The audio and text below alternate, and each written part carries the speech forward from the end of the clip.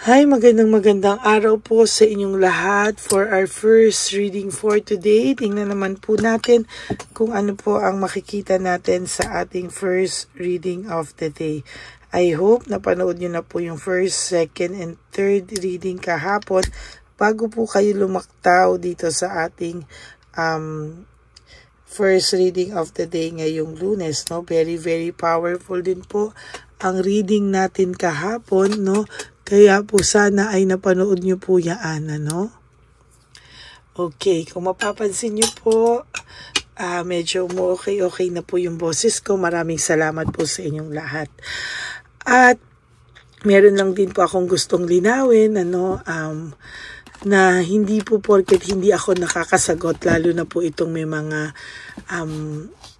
at hindi ko po napapagbigyan yung request ng iba sa gusto nyong i-reading ko, or minsan po may naghihingi sa akin na sagutin ko isang tanong lang, ganyan. Pasensya na po, no, hindi ko po lahat nababasa at hindi ko din po, lalo na po yung mga nanghihingi na pa po na isang ganito lang, ganyan. Hindi ko po syempre lahat mapagbigyan, iisa lang po ako. At pero medyo nasaktan po ako dun sa sinabi ng isa, no. Sa lahat naman po sa inyo, I'm very grateful. Ni minsan wala po akong bashers. At mahal nyo po ako lahat. Maraming salamat po. Dahil alam ko lahat na nagko-comment sa akin ay mga solid ko, no. Meron po ako isang hindi napagbigyan, hindi ko yata nabasa. Hindi ko po napagbigyan dahil may sakit ako. At talagang, syempre po, yung iba ay may schedule po ako, no. Naka-schedule po ako minsan sa private readings. Hindi ko po minsan napapagbigyan yung iba na, ano, no. Pero yung sabihan po ako na namimili ako at ganyan sa iba na lang manood at ako ay namimili ganyan, hindi po ibig sabihin na hindi ko po nabasa ay masama na po ako, no? Lalo na po may sakit ako, no? Pasensya na po, isa lang din po ako, no? Tao lang din po ako, nagkakasakit, napapahinga. Pero it doesn't mean po na pag hindi ka po kayo napagbigyan ay magagalit po kayo kaagad, no? At kung ano-ano po ang sasabihin sa isa comment section na may isa po kasi akong na ganyan ka madam, namimili ka, ganyan. Alam mo, nagbabasa po talaga ako ng comments nyo. At sa dinami-dami at sa tinagal-tagal ko po, wala po ako nakitang masamang nagsabi sa akin na masasakit. Isa lang po, siya lang, dahil hindi ko siya napagbigyan. So siguro po baka yung Divine Universe, namimili din po tayo ng ora, no, kung sino yung kailangan talagang tulungan, at yung mga demanding po na nang aaway, siguro po alam ko na bakit hindi kayo napagbigyan ng Divine Universe na mapagbigyan ko kayo, dahil hindi ko lang po kayo napagbigyan, galit na kahit demanding kayo. Pasensya na po, tao lang ako at mag-isa lang po ako. Pero sana po ay na-appreciate nyo na kahit may sakit ako ay tumatayo para mabigyan kayo ng free readings. Doon lang po makikita nyo na ako ay sincere at hindi po ako basta-basta, hindi po ako namimili ng tao, no? Tas ang dami niya pa po sinabi doon na masasakit na lumipat na lang, ganyan. Okay lang po, everybody is free to watch my videos and everybody is free to watch other tarot card readers here in YouTube channel. The more the merrier, mas masaya, no? Kung yan po ang makakapagpatahimik sa inyong mga puso, maraming salamat po. At masaya tayong lahat na manood. Positive vibes lang po tayo, no? Hindi po pag hindi na pagbigyan ay galit ka agad at kung ano-ano sasabihin sa kapwa na hindi maganda, no? Mailabas lang yung galit dahil hindi po napagbigyan. Tao lang din po ako, ha. Libo-libo po kayong subscribers ko para po doon sa nag-message na yun yung nilagay niya pa yung buong pangalan niya. Pasensya ka na po. God bless you po. Hindi po porket hindi kita napagbigyan ay namimili po ako.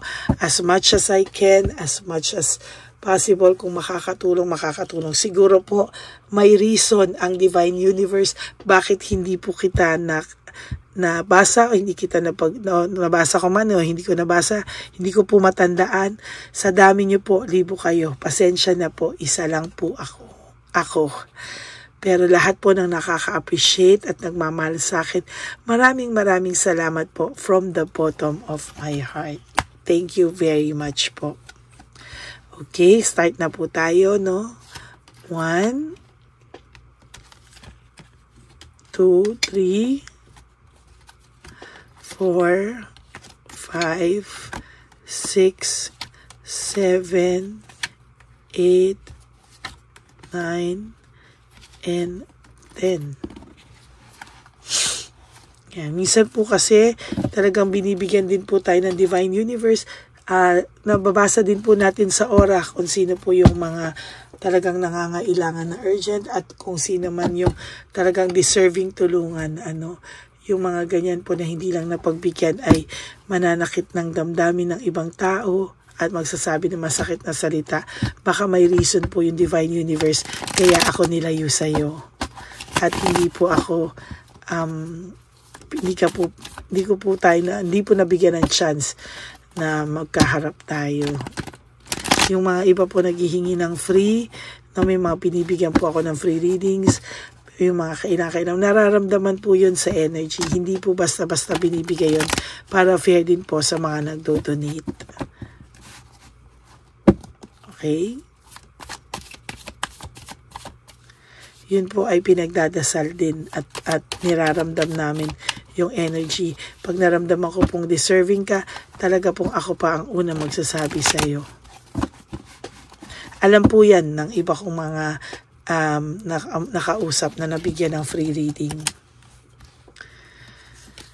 1, 2, 3, 4, 5, 6, 7, 8, 9, 10.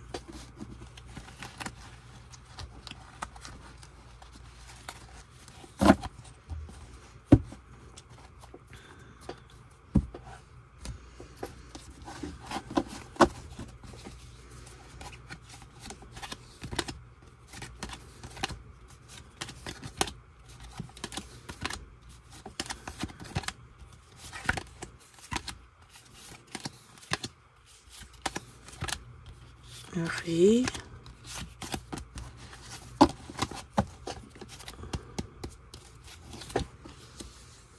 Wala ka na pong pupuntahan na mas worse pa sa sitwasyon mo ngayon.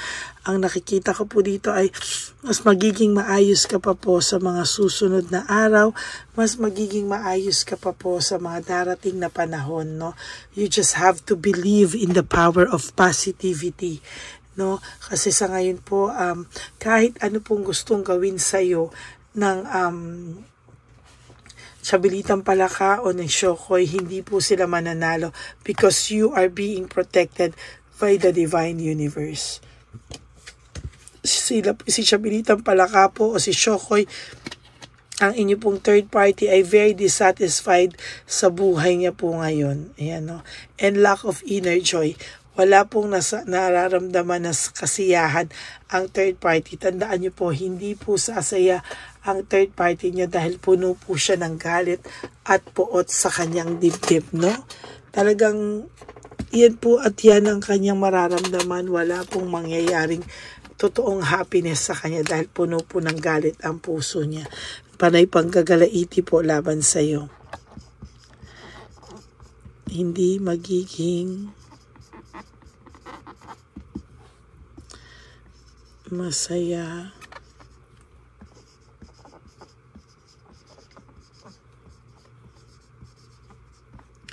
ang third party nyo. Panay galit lang at pagmamayabang.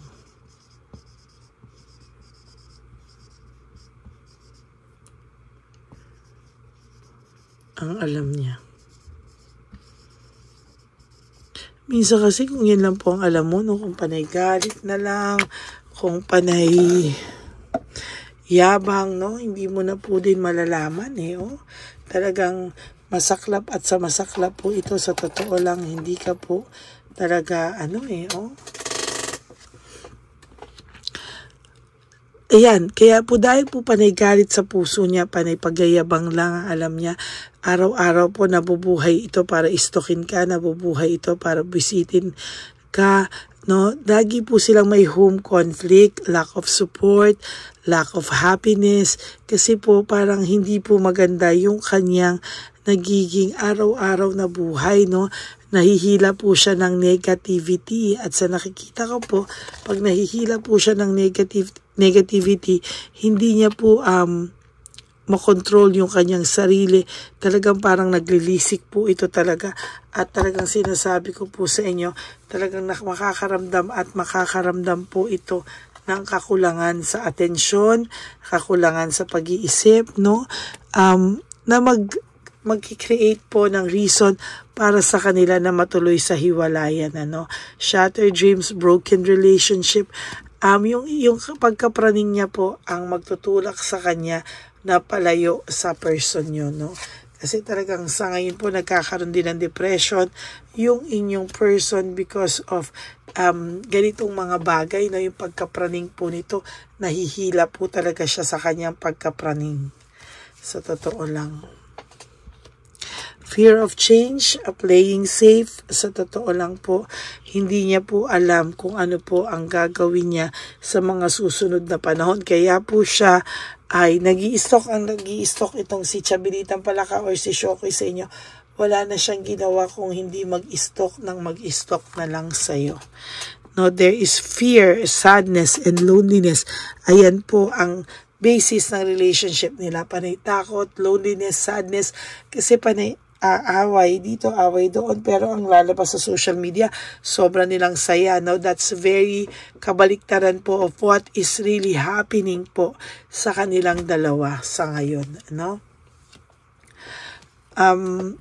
Iniwanan ka po nitong person mo, no? Medyo talagang nasaktan ka po talaga ng sobra, at sa nakikita ko po ngayon, lalo na po ngayon, there is lack of rewards, no?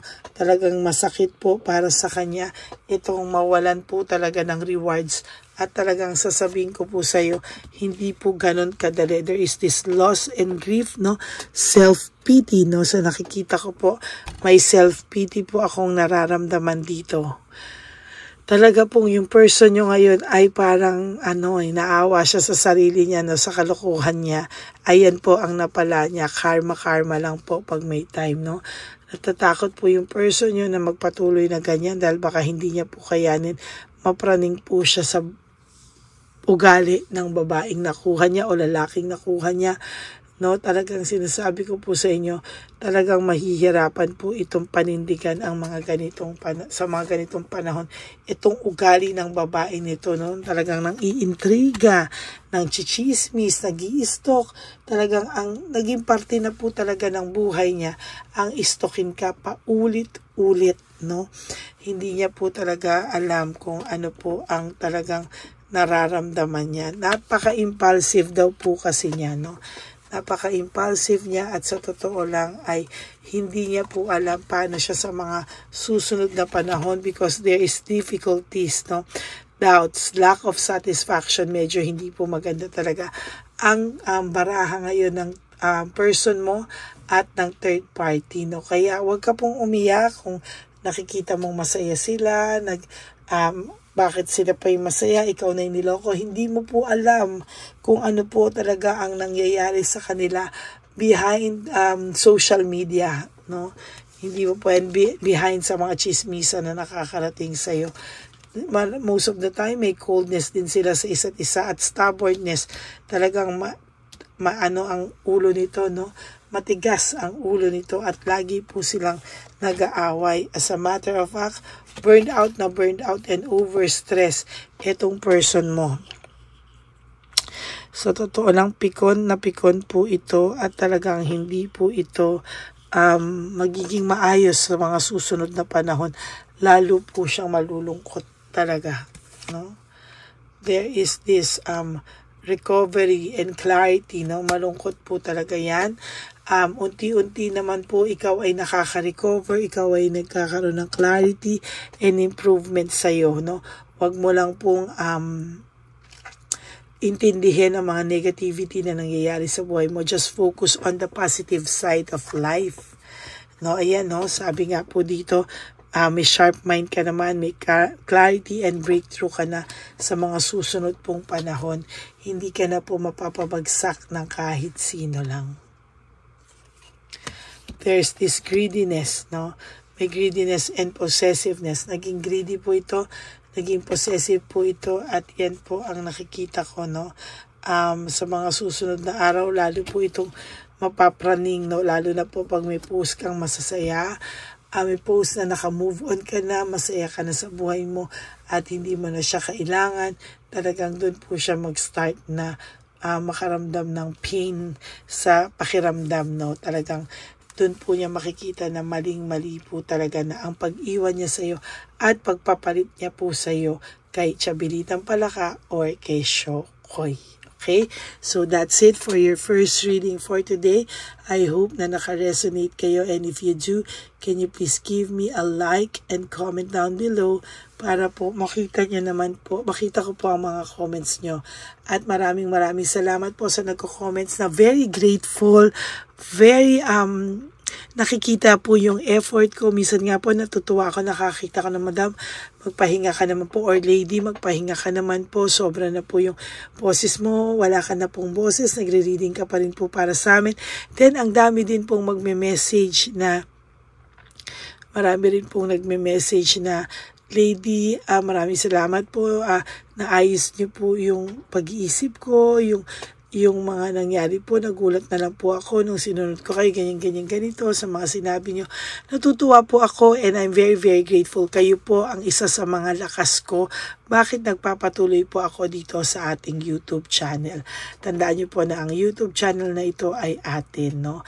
Kaya sa lahat po ng positive na tao, nagmamahal sa akin, grateful sa akin, nakikita ang effort ko, I love you all from the bottom of my heart, and alam ko po, kayo po ang aking mga solid and loyal Lady Elena friends, family, and subscribers. I love you all from the bottom of my heart.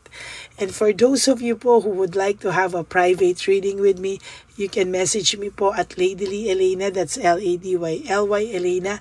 Nasa dulo po yan ating video, dyan nyo lang po ako makokontak. That's my only official and legit FB account. Maraming salamat po sa inyong lahat. And for those of you who would like to give me a super thanks for this video, I would really appreciate that and be grateful for that. Lalo na po nalalapit na at nag-iipon na po tayo para sa ating One Love a Day Christmas edition for our dear lolos and lolas. Maraming salamat po. And for those of you that will not skip ads, alam ko po, ikaw isa sa mga aking loyal and solid, no? Nakapamilya po talaga. Kaya maraming salamat po for not skipping ads. I love you from the bottom of my heart. And please help me reach 20,000 subscribers. As of the moment, we are approaching 15,000 subscribers. Kaya maraming salamat po sa lahat ng tulong nyo. And ang lagi ko pong bilin sa inyo is that life is too short. Don't make it shorter by stressing yourself from all the pains and the heartaches na binigay sa inyo na kahapon. Just surrender everything to the divine universe and just let go and let God write your life and love story. I will be back for another set of reading. Maraming salamat po. God bless you all, and I love you all. Bye!